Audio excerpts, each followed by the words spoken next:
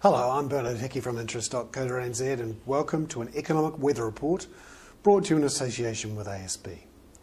Today, it's a bit of an earthquake report. This time we're talking about tsunamis, and in particular the Uridashi Tsunami.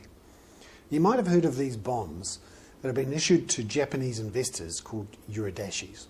They're in New Zealand dollars, and over the last 3 or 4 years we issued an awful lot of them to Japanese investors.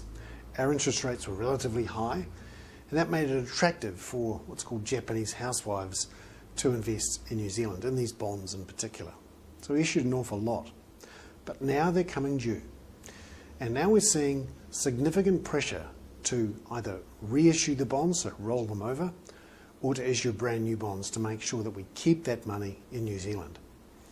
Today, we've heard announced that Rabobank, the big Dutch bank that has a lot of rural banking operations in New Zealand, is going to issue a $419 million Uridashi.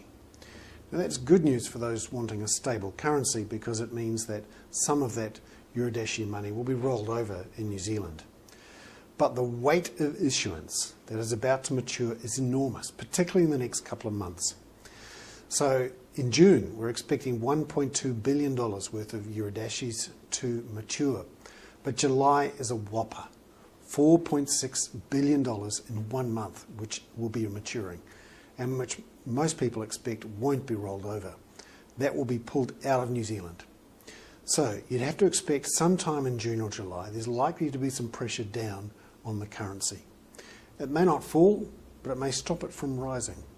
One to watch as you're thinking about moving money in or out of New Zealand in the next couple of months. I'm Hickey. That was an economic weather report on the Uridashi Tsunami, brought to you in association with ASB.